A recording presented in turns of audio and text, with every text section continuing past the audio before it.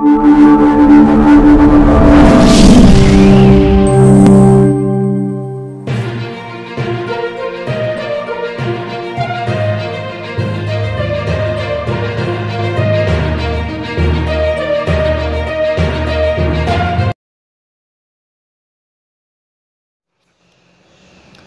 اللہ الرحمن الرحیم۔ میں بی ایس سی کے طلباء طالبات سے مخاطب ہوں۔ سورۃ الاحزاب کی آیت نمبر 40 آپ بورڈ پر مظاہرہ کر رہے ہیں، دیکھیں آیت یہ ما کان محمد ابا احد من رجالکم ولکن رسول اللہ وخاتم النبیین وکان اللہ بکل شیء علیما۔ ترجمہ دیکھیے، محمد صلی اللہ علیہ وسلم تمہارے مردوں میں سے کسی کے باپ نہیں، لیکن وہ اللہ کے رسول اور انبیاء کے خاتم ہیں، بے شک اللہ ہر چیز کا علم رکھنے والا ہے۔ عزیز طلبہ، اس آیت کریمہ کے اندر اللہ رب العزت نے عقیدہ ختم نبوت کو بیان کیا ہے کہ ختم نبوت سے کیا مراد ہے اور ختم نبوت کیا ہے۔ حضور علیہ الصلاۃ والسلام کو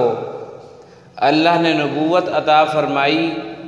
اور نبوت کے ساتھ ساتھ اس بات میں تو تمام انبیاء کے ساتھ آپ برابر کے شریک ہیں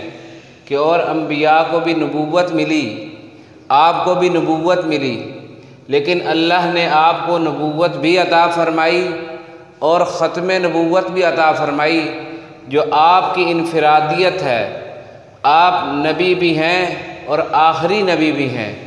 تو یہ حضرت صلی اللہ علیہ وسلم کی ایک خصوصیت ہے۔ آیت کے اندر اللہ پاک نے فرمایا کہ محمد صلی اللہ علیہ وسلم تمہارے مردوں میں سے کسی کے باپ نہیں ہیں۔ اس کا مطلب یہ ہے کہ حضرت صلی اللہ علیہ وسلم کے جو بیٹوں کی اولاد ہوئی وہ مرد کی عمر کو پہنچنے سے پہلے ہی دنیا سے چلے گئے، شیر خارگی میں ہی دنیا سے رخصت ہو گئے، وہ مرد نہیں بنے، اس سے پہلے ہی دنیا سے چلے گئے۔ اس لیے کہا گیا کہ محمد صلی اللہ علیہ وسلم تمہارے مردوں میں سے کسی کے باپ نہیں ہیں۔ ولیکن رسول اللہ، لیکن وہ اللہ کے رسول ہیں، وخاتم النبیین، اور انبیاء کے خاتم ہیں، انبیاء کی مہر ہیں۔ مراد اس آیت کی تفسیر میں حضرت صلی اللہ علیہ وسلم نے خود ارشاد فرمایا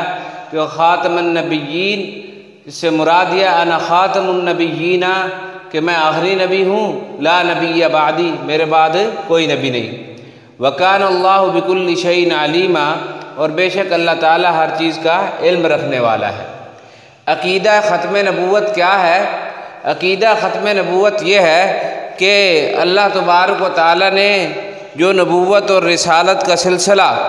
حضرت آدم علیہ السلام سے شروع کیا، 1,24,000 کم و بیش انبیاء اکرام دنیا کے اندر تشریف لے کر کے آئے۔ اللہ نے وہ نبوت اور رسالت کا سلسلہ حضور اقدس صلی اللہ علیہ وسلم پر ختم کر دیا۔ اب آپ آخری نبی ہیں اور پوری امت کے لیے آپ ہی کی شریعت، آپ ہی کی کتاب، آپ کا لایا ہوا مذہب ہی راہ نجات ہے۔ اس کے علاوہ کوئی مذہب بھی، کوئی کتاب بھی راہ نجات نہیں، صرف حضور علیہ السلام کی شریعت اور آپ کا لایا ہوا مذہب ہی وہ قابل ہدایت ہے، اور آپ ہی پوری امت کے اب نبی ہیں۔ آپ کے بعد قیامت تک کوئی نبی دنیا میں نہیں آئے گا۔ حضرت عیسیٰ علیہ السلام آئیں گے، لیکن نبی ہونے کی حیثیت سے نہیں، بلکہ حضرت صلی اللہ علیہ وسلم کا امتی ہونے کی حیثیت سے وہ دنیا کے اندر تشریف لے کر کے آئیں گے۔ عقیدہ ختم نبوت اتنا اہم عقیدہ ہے کہ قرآن مجید کے اندر 100 آیات اور احادیث میں تقریباً 200 احادیث جو عقیدہ ختم نبوت کو بیان کرتے ہیں کہ حضرت صلی اللہ علیہ وسلم اللہ کے آخری نبی اور آخری رسول ہیں۔ آپ کے بعد کوئی نبی، کوئی رسول دنیا کے اندر نہیں آئے گا، نہ کوئی آپ کے بعد ذلی نبی، نہ بروزی نبی، نہ کوئی نبی کا سایہ، اور نہ ہی فرمایا کہ تشریعی کہ جس کو شریعت ملے، اور نہ ہی غیر تشریعی کسی قسم کا نبی نہیں۔ اللہ نے آپ کو نبوت کے ساتھ ختم نبوت عطا فرمائی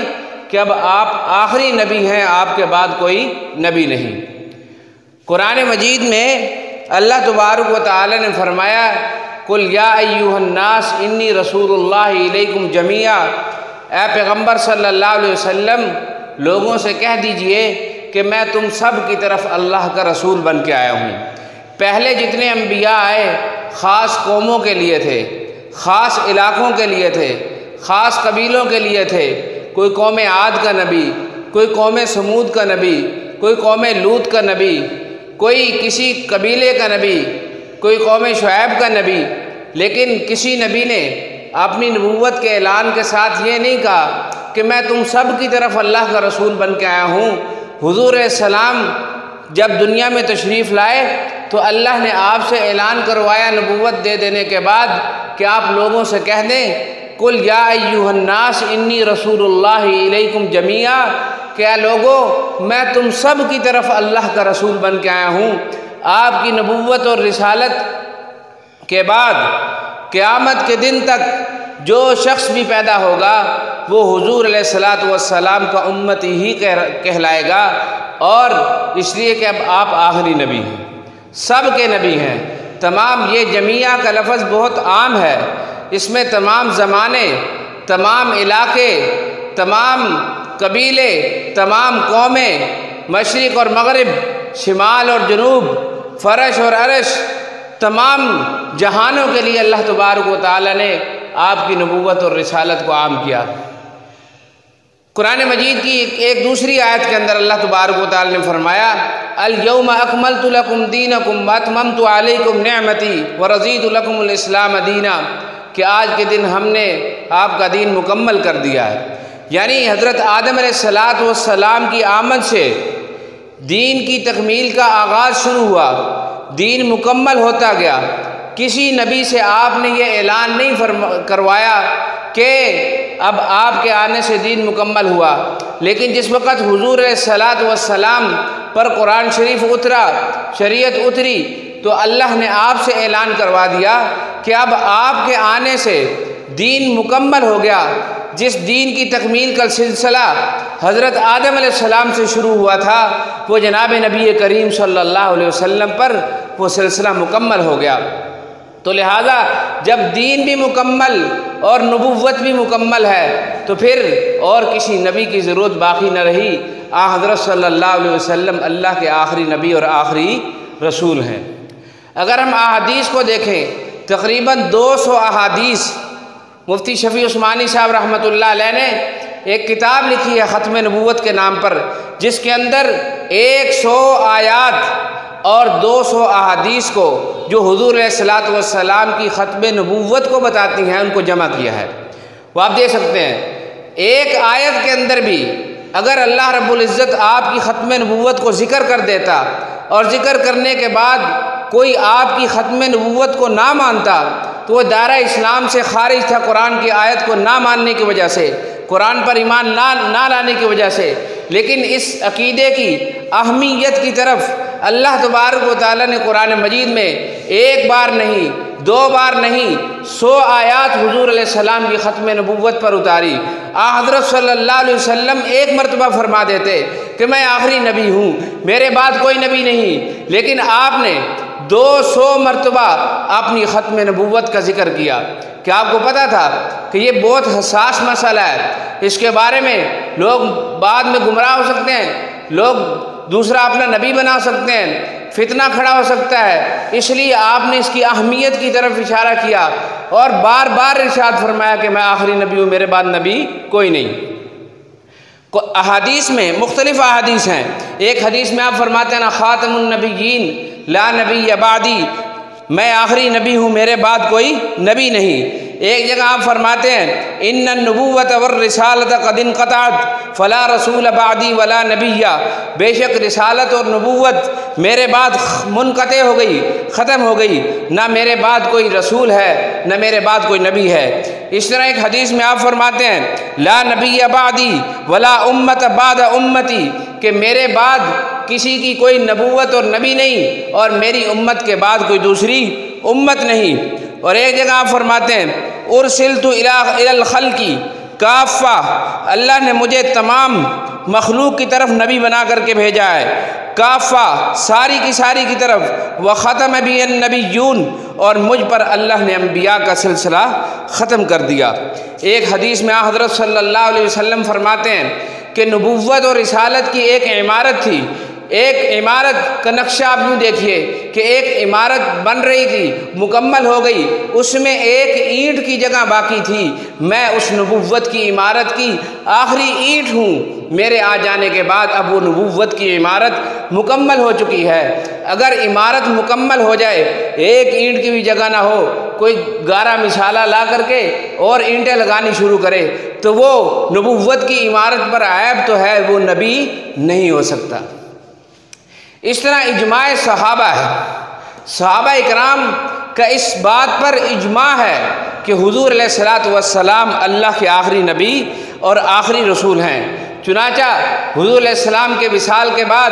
جس وقت مسیلمہ کذاب نے نبوت کا جھوٹا دعویٰ کیا کہ میں نبی ہوں، جناب سیدنا ابوبکر صدیق مسلمانوں کے پہلے خلیفہ نے اس کے خلاف اعلان جہاد کیا، اور یمامہ کے میدان کے اندر صحابہ کرام کی جانوں کی قربانی دی، اور اس جھوٹے مدعی نبوت کو واصل جہنم کیا، اور امت کو پیغام دیا سیدنا صدیق اکبر نے کہ ختم نبوت کا عقیدہ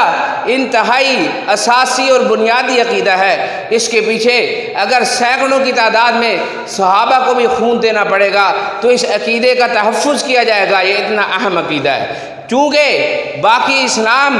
باقی احکام وہ حضور علیہ السلام کی تعلیمات ہیں، اور